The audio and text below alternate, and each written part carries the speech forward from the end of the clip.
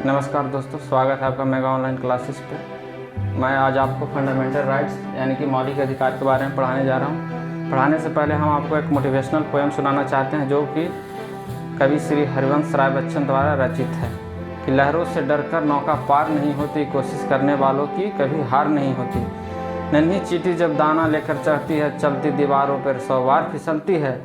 मन का विश्वास रगों में साहस भरता है, चढ़कर गिरना गिरकर चढ़ना ना खरता है। मेहनत उसकी बेकार हर बार नहीं होती, कोशिश करने वालों की कभी हार नहीं होती। डुकिया सिंधु में गोताखोर लगाता है, जा जा कर खाली हाथ लौट कर आता है। मिलते न सहज ही मोती गहरे पानी में, बढ़ता दुना विश्वास इसी हैरानी में। कोशिश करने वालों की कभी हार नहीं होती। असफलता एक चुनौती है, स्वीकार करो। क्या कमी रह गई इसे देखो और सुधार करो। जब तक न सफल हो नींद चैन त्यागो तुम, संघर्ष का मैदान छोड़कर मत भागो तुम। कुछ किए बिना ही जय जयकार नहीं होती, कोशिश करने वालों की कभी हार नहीं होती। यह पंक्तियाँ डॉक्टर श्री हरिवंश राय बच्चन के द्वारा रचित है, जो कि हमें ज़िंदगी में बहुत सारी सीख देती है कि हमें हमेशा कोशिश करते रहना चाहिए। चाहे जितनी भी असफलताएँ क्यों न हो, हमेशा अपने कामों में लगे रहना चाहिए, कर्म करना चाहिए, फल की चिंता नहीं करनी चाहिए। अब आपको हम अपने टॉपिक पर आते हैं। फंडामेंटल राइट्स मतलब मौलिक अधिकार। जैसा कि नाम से ही पता चल रहा है कि किसी आदमी का मूल अधिकार मतलब वैसा अधिकार जो किसी आदमी को ज़िंदगी जीने के लिए एकदम नितांत आवश्यक है। आदमी को समाज में सम्मान पूर्वक ज़िंदगी जीने के लिए नितांत आवश्यक है। मतलब मौलिक अधिकार नहीं रहेगा ना तो किसी आदमी का ज़िंदगी है जो जेल समान हो जाएगा। जेल में देखते हैं किसी आदमी का लगभग 80 to 90% मौलिक अधिकार छीन लिए जाते हैं। अब मौलिक अधिकार कहीं ना कहीं से तो लिया होगा, जैसे भारत के संविधान है जो कहीं से लिया गया है, कहीं से अडॉप्ट किया गया है। उसी प्रकार मौलिक अधिकार है जो अमेरिका के संविधान से लिया गया है। वहाँ से लाकर भारतीय संविधान के भाग 3 में आर्टिकल 12 से 35 में इसको जगह दिया गया है, जो जिसको हम मैग्ना कार्टा से भी के नाम से भी जानते हैं। मैग्ना कार्टा का अर्थ क्या होता है? मैग्ना कार्टा का अर्थ होता है अधिकार पत्र। मैग्ना कार्टा शब्द प्रथम इंग्लैंड में चर्चित हुआ, जिसमें 1215 ईस्वी में जॉन नामक राजा ने अपने सामंतों को अधिकार दिया था। इसी को मैग्ना कार्टा कहते हैं। अब हम आगे चलते हैं। राइट्स के बारे में हम कुछ आपको जानकारी दे दिया। फंडामेंटल राइट्स होते कितने हैं? 1978 से पहले फंडामेंटल राइट है जो 7 होते थे, लेकिन 1971 में एक संविधान संशोधन हुआ जिसमें राइट टू प्रॉपर्टी मतलब संपत्ति का अधिकार हटा दिया गया और उसको एक लीगल राइट मतलब वैधानिक अधिकार बना दिया गया, जो कि आर्टिकल 301 के अंतर्गत आता है। तो हम अब आपको आर्टिकल 12 से 35 के बीच में बताते हैं, जिसमें पहला आर्टिकल है 12। तो आर्टिकल 12 है जो स्टेट के बारे में बताया गया है। मतलब स्टेट क्या है, स्टेट किसको कहेंगे? जैसे कि यूपी हो गया, बिहार हो गया। हम कानूनी भाषा में ये सब को सिर्फ स्टेट नहीं कहेंगे। स्टेट का मतलब पूरे राष्ट्र हो गया, जैसे कि संसद हो गया, संसद की जो विधायिकाएं हो गई, जैसे सभी लोकल अथॉरिटी, जैसे पंचायत हो गया, ब्लॉक हो गया, म्यूनसिपालिटीज हो गया, डिस्ट्रिक्ट बोर्ड हो गया, LIC हो गया, ONGC हो गया। ये सब सारा चीज़ है क्या? स्टेट का अंग है, स्टेट का भाग है। सभी को हम स्टेट के नाम से भी जाने जाएंगे। जैसे किसी फिल्म देखे हैं, उसमें आप देखे होंगे कि the state versus jolly LLB एक फिल्म था ना। मतलब जॉली LLB है, एक दूसरे पार्ट है जो स्टेट का है। अब उस एक नियम इसमें सुप्रीम कोर्ट भी लगाया। क्या नियम लगाया भाई? तो सुप्रीम कोर्ट के अनुसार वैसे सभी प्राइवेट संस्थान जो सरकार का अभिन्न अंग बनकर कार्य कर रहे हैं, वे सभी को राज्य के अंतर्गत माना जाएगा और उसको अनुच्छेद 12 के अंतर्गत भी माना जाएगा। अब ये दो आर्टिकल 12 हो गया जिसमें स्टेट की परिभाषा बताई गई है। अब एक हो गया आर्टिकल 13।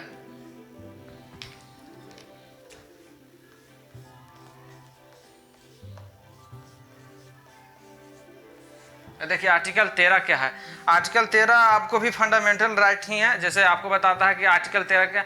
आर्टिकल 13 है जैसे वैसे सभी कानून जो आपको मौलिक अधिकार को ठेस पहुंचाते हैं उसे कोर्ट द्वारा असंवैधानिक करार दिया जा सकता है। जैसे कि कोई सरकार आए, कोई ऑर्डिनेंस लेकर आए जिससे कि आदमी का जो मूल अधिकार है उसको ठेस पहुँचा है। जैसे कोई सरकार कोई नियम कानून लेकर आई और आपको जैसे कि स्वतंत्रता का अधिकार का हनन हो रहा है, वहाँ से आप आर्टिकल 13 है कि सरकार उस ऑर्डिनेंस को असंवैधानिक करार दे सकती है। ये आर्टिकल 13 के अंतर्गत आता है।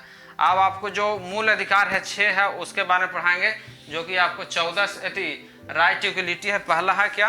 देखिए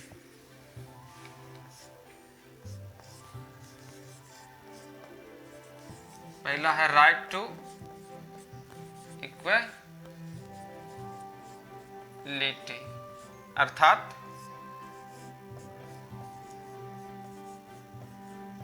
समानता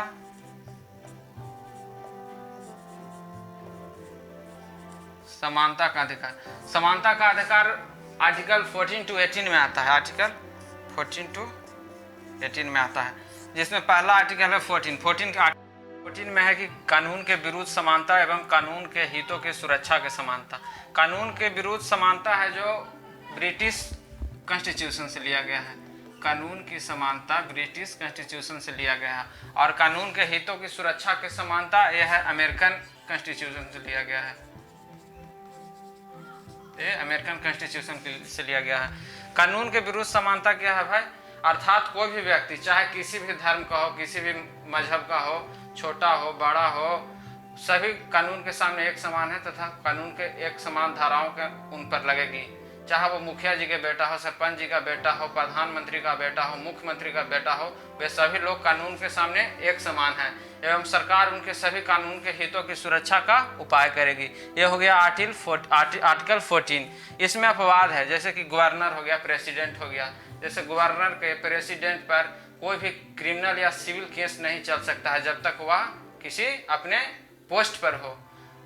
अब आर्टिकल 15 है, इसमें धर्म, नस्ल, जाति, लिंग या जन्म स्थान के आधार पर भेदभाव का निषेध।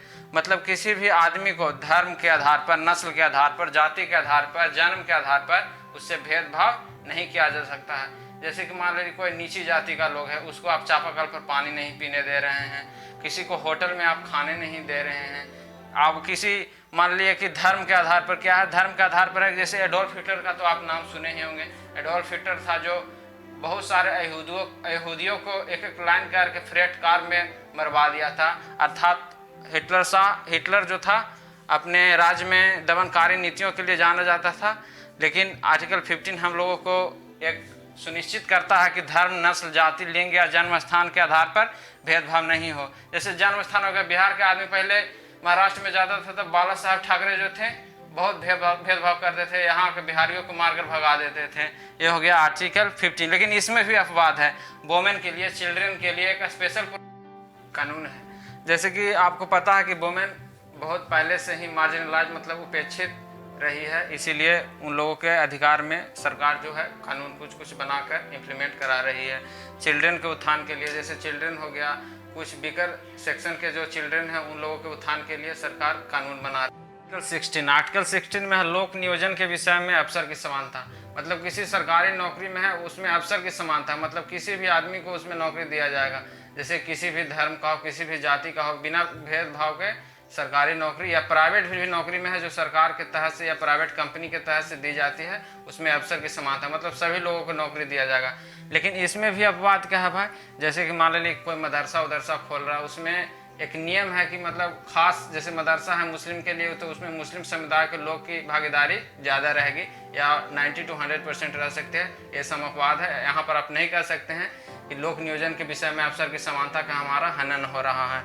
उसके बाद है आरक्षण का, जैसे को OBC को आरक्षण मिला हुआ है, EWS को 10% आरक्षण मिला हुआ है। यहाँ भी आप नहीं बोल सकते हैं कि अगर समानता का अफसर का समानता है तो यहाँ पर इन लोगों का आरक्षण क्यों? क्योंकि हमारा संविधान साफ कहता है कि reservation won't be seen as the violation of fundamental right.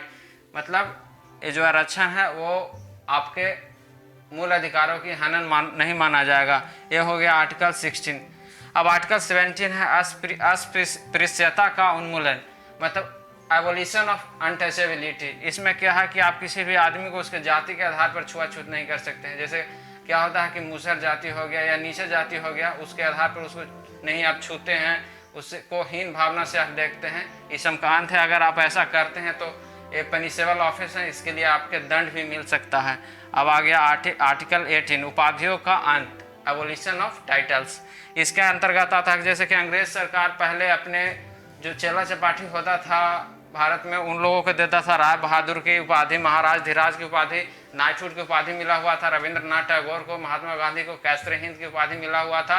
ये सब अपने संविधान बनने के और मौलिक अधिकार आने के बाद ये सब सारा चीज़ खत्म कर दिया गया, क्योंकि इससे भी और लोगों में हीन भावना के शिकार लोग हो जाते थे। अगर कोई फॉरेन आदमी है, अगर वो अपने स्टेट से लेना चाहता है कि उनको उपाधि मिल रहा है किसी दूसरे मतलब कंट्री से और वह भारत में लाभ के पद पर है, तो उसके लिए भारत के राष्ट्रपति से कंसेंट लेना होगा, सहमति लेना होगा, उसके बाद ही वह दूसरे मुल्कों का अपना टाइटल ले सकता है, उपाधि ले सकता है। अब यह इसमें भी अपवाद क्या है भाई, कि जैसे कि मिलिट्री हो गया, एकेडमिक हो गया, ये सब आप उपाधि दे सकता है। जैसे कि मिलिट्री में हो गया कर्नल की उपाधि हो गया, ये सब सारा चीज़ उपाधि दे सकते हैं।